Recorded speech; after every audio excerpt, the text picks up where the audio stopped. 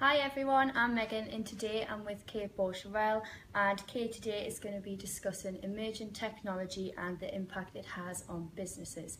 Kate, would you like to introduce yourself? Thanks, Megan. Hi, I'm Kate Baucherel. I work with businesses that are either using or developing emerging technologies.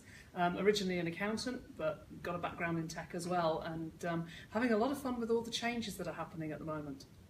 So, where are we currently at the moment with tech? Okay, we've all got used to apps. We've all got used to mobile. We've all got used to buying things online. A lot of us are now getting used to doing a lot of things in the cloud. So there's accounting going on in the cloud. We keep our music in the cloud. We store our photos in the cloud. But things are starting to change. There are some new things coming through that are pretty exciting. So what are these emerging technologies? Oh crikey, there's a lot of things happening. So we see more and more of different realities. So we're seeing augmented reality and virtual reality that you'll hear about in sort of different, we see adverts for different phones that have augmented and virtual reality on. We use Pokemon Go. We're seeing a lot of automation that's starting to come through in the workplace. Big one's artificial intelligence. So you might see that with bots, things like chatbots that we use in the home or with our accounting software, and all the way up to sometimes you get chatbots on Twitter and Facebook and you don't actually know you're talking to them, and that's really a bit weird. Blockchain's another massive one that's going to have a big impact on how we do business as well. So what is blockchain? Oh, blockchain's fun. In a normal database, you would have lists and lists of information. Okay. In a blockchain, you have blocks of information, and that information is closed in that block. Once that information's confirmed, then that block can't be reopened. So it's actually what they call an immutable record. So you can't go in and change it. Now, blockchain actually underpins Bitcoin currencies, which we're hearing a lot about in the news at the moment. There's been a fork in Bitcoin over the last couple of days. And what that means is, if, say I've got a £5 note, and I give it to you, you can spend that £5 note, I can't spend it anymore. But if I send you a digital £5 note, what's to say I haven't got a copy of it? Right. And so this is where the blockchain comes in. So it says, I have this £5 note, and the blockchain goes, good, you've got a £5 note. And then I say, I'm handing it to Megan. And you say, I've received it. And at that point, the little box in the blockchain closes and goes, that £5 note has now moved. And you can't go back and go, actually, no, I've still got it. So that immutable and what they call distributed as well, because you confirmed you've got it, and I've confirmed I've given it to you. So it's transactions happened. Right. We're seeing that coming through in things like contracts. I agree to do this. Yes, I agree you're going to do that. The block is closed. Right. So that technology is starting to come through as a way of giving people distributed responsibility for transactions and for anything like that in business. It's really interesting. It's a fun time. Sounds good. So how and why are behaviours changing in line with new technology? That's an interesting one. We see technology coming through, and I think even though it's all happening very fast, our behaviours are changing naturally. So there's a really classic example, which is online shopping. So in 1985, the first online shopping happened in Gateshead. Very proud of that. And when that technology first came through, people said, it's not going to take off because I don't want anyone to have my credit card details. Scroll forward to 2017. Yes, Amazon, please keep hold of my credit card details for next time. That's fine. So our attitudes have changed because they're easier. And we also have things that are just useful. So I've got used to, if I'm at home and I want to find something on TV, I will talk to Alexa on my telly and go, can you find me the latest episode of? I don't bother scrolling through anymore. It's just easier. So my behaviour has changed. Yeah. And we have things like Fitbits and so on are gathering huge amounts of data in the background, but we're happy because that tech is helping us. Yeah. So I think that's the key. If it helps us, if it makes our life easier, we gradually adopt it without knowing. So can you give me any examples of how behaviours are changing over the last few years? Let me see. There's certainly the online shopping side of things is a very long-term one. I mean, that change has taken place over 30 years. Recently, I think it's our attitude to privacy and smart devices, because I mean, the things like Fitbits we wear because they're useful, but the data that's being collected by them, there's some that's been admitted in court cases in America. You said you were here, no you weren't, you were over there running. There's all sorts of things. I actually saw a graph once which is quite wonderful, which is it's all the graph lines go gently down and then suddenly whoomph, up it goes. And what it is, it's the movement trackers on people's wrists in California the night of the Napa Valley earthquake. And they all woke up at 3 o'clock in the morning.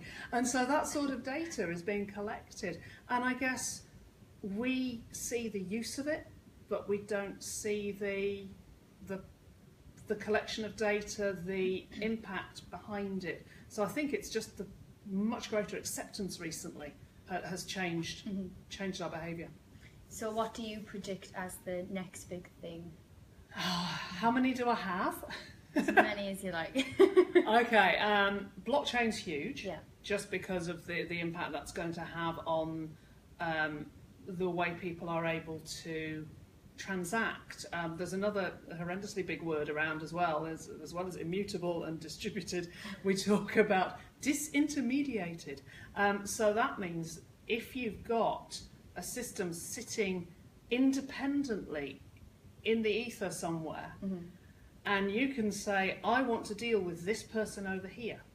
You don't have to go through a middleman, you go through a middle bit of tech instead. So I think blockchain technology is going to be quite a big one for business, particularly. So when you're dealing with customers, when you're dealing with people and you want to be sure who they are, be sure of their credentials, that sort of thing. That's all going to come through blockchain, so that's a big one. Drones are very popular at the moment. So people, you see the ones that you play with in the office. No, we're talking about the big ones that track crop rotation and weather, and looking at helping out with natural disasters, that sort of thing. Big one is artificial intelligence. Now we're really seeing a big change with the way that chatbots can be used. Chatbots are quite a nice interface. They're very intuitive for people. So if we're dealing with, accounting software is a classic one, it's quite hard to work your way through all the ledgers unless you know what you're doing. But if you're able to just talk to a chatbot, then you can do your accounts without thinking about it. So that's quite a nice one. So there's several things. I mean, I could go on and on about those. But there's a lot of things. So what are the challenges to some of those? I don't think the tech itself is a challenge. There are plenty of people who are creating fabulous tech and applying it well. The big problem is ethics and privacy. Right. So how can you be sure that your use of drones, for a starting point, is ethical? Are you flying over somebody's private property? Are you compromising their personal privacy? Are there issues in that sort of way? What kind of things are being captured? Data capture, is it all anonymous? I mean, we're seeing the big shift with the move to GDPR, the General Data Protection Regulations that are being adopted next May. And that makes businesses think really, really hard about how they should be considering privacy as they implement all this wonderful technology, and how they can respect people's privacy and also give them a choice. I don't think people often realise that privacy is about choice. I choose to put pictures of my children online, but they're often anonymous. I mean, they don't have accounts. Other people don't. So how do you choose what level of privacy you're comfortable with? And do you give your customers the choice on that privacy continuum? That's an odd one. Ethics is a huge one. Chatbots, again. How do you know you're talking to a machine? The machine should declare that it is a machine when you start talking to it. There are some very clear codes of ethics that have been produced by by tech providers. Actually, Sage is one of them.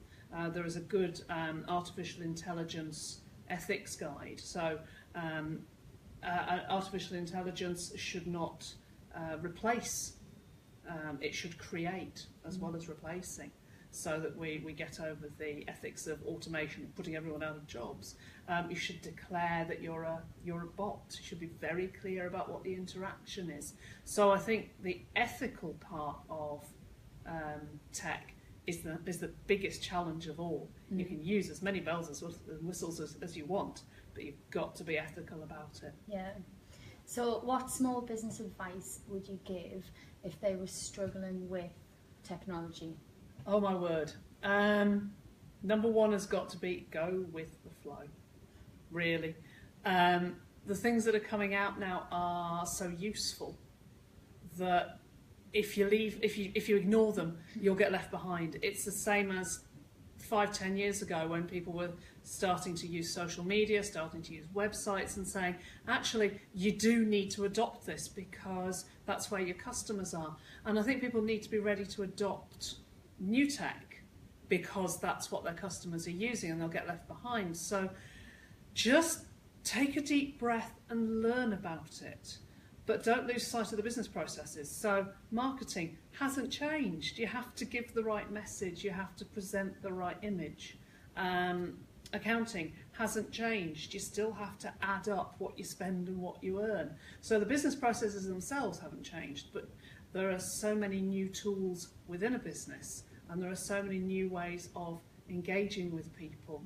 And if you take that leap, keep your mind open, then you can move forward with this wave, and I think a lot of people are going to do well.